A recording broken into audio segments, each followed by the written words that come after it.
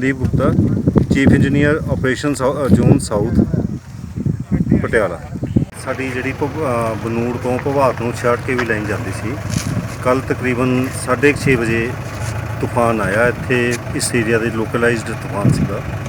ਇਸ ਦੇ ਨਾਲ ਸਾਡੇ ਇਸ ਲਾਈਨ ਦੇ 3 ਟਾਵਰ ਜਿਹੜੇ ਹੈ ਉਹ ਅਪਰੂਟ ਹੋ ਗਏ।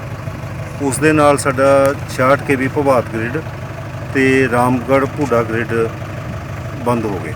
ਇੱਥੇ ਤਕਰੀਬਨ 100 MVA ਦਾ ਲੋਡ ਜਿਹੜਾ ਹੈ ਉਹ ਲੋਕਲ ਜ਼ੀਰਕਪੁਰ ਏਰੀਆ ਨੂੰ ਫੀਡ ਕਰਦਾ ਹੈ, ਜਿਹਦੇ ਨਾਲ ਉੱਥੇ ਸਾਰੀ ਸਪਲਾਈ ਬੰਦ ਹੋ ਗਈ। ਅੱਛਾ ਸਵਰਾਏ ਐਡੀਸ਼ਨਲ ਐਸਸੀ ਜ਼ੀਰਕਪੁਰ ਡਿਵੀਜ਼ਨ ਤੇ ਕਿਹੜਾ ਪਿੰਡ ਪੈਂਦਾ ਸਰ ਇਹਦੇ ਚ?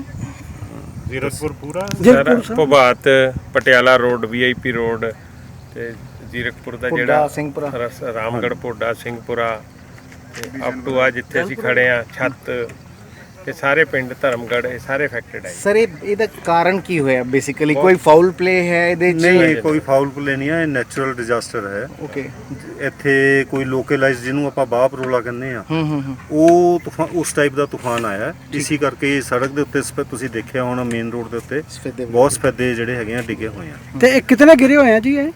ਇਹ 3 ਟਾਵਰ ਗਿਰੇ ਹੋਏ ਆ। ਤੇ ਕਿਤਨੇ ਅੱਜ ਹੋ ਜਾਏਗਾ? ਅਸੀਂ ਇਸ ਨੂੰ ਬਾਰ ਫੁਟਿੰਗ ਦੇ ਉੱਤੇ ਕੰਮ ਨੂੰ ਜਿਹੜਾ ਹੈਗਾ ਕਰ ਰਹੇ ਹਾਂ। ਤਕਰੀਬਨ 100-125 ਬੰਦਿਆਂ ਦੀ ਲੇਬਰ ਲੱਗੀ ਹੋਈ ਆ। ਤਿੰਨੇ ਟਾਵਰਾਂ ਦੇ ਉੱਤੇ ਅਲੱਗ-ਅਲੱਗ ਟੀਮਾਂ ਕੰਮ ਕਰ ਰਹੀਆਂ। We expected to complete by 8 PM। ਕੋਈ ਅਲਟਰਨੇਟ ਕਰਿਆ ਸਰ ਆਪਾਂ ਇਹਦੇ, ਜਿਵੇਂ ਹਜੇ ਜਦ ਤੱਕ ਫॉर द ਟਾਈਮ ਬਿੰਗ ਲੋਕਾਂ ਨੂੰ ਪਾਣੀ ਦੀ ਬਹੁਤ ਵੱਡੀ ਦਿੱਕਤ ਆ ਰਹੀ ਹੈ? ਇਸ ਦੇ ਲਈ ਅਸੀਂ ਆਲਟਰਨੇਟ ਕੀਤਾ, ਜਿਹੜੇ ਨੀਅਰ ਬਾਈ ਫੀਡਰ ਸੀ ਇਹਨਾਂ ਗ੍ਰਿਡਾਂ ਤੋਂ ਚੱਲਦੇ, ਦੂਜੇ ਗ੍ਰਿਡ ਤੋਂ ਚੱਲਦੇ ਸੀ, ਉਹਨਾਂ ਤੋਂ ਅਸੀਂ ਬੈਕ ਫੀਡਿੰਗ ਲਈ ਆ। ਬੈਕ ਫੀਡਿੰਗ ਲੈ ਕੇ ਰੋਟੇਸ਼ਨ ਬੇਸਿਸ ਤੇ ਥੋੜੀ ਬਹੁਤ ਸਪਲਾਈ, ਮਤਲਬ ਘੰਟਾ 2 ਘੰਟੇ ਸਪਲਾਈ ਦੇ ਰਹੇ ਆ। ਉਹ ਜਸਟ ਇੱਕ ਐਮਰਜੈਂਸੀਜ਼ ਨੂੰ ਮੀਟ ਵਿਦ ਕਰਨ ਵਾਸਤੇ, ਜਾਂ ਕੋਈ ਪਾਣੀ ਵਗੈਰਾ ਭਰ ਲਵੇ ਜਾਂ ਕੋਈ ਚੀਜ਼ ਕਰ ਲਵੇ। ਤੇ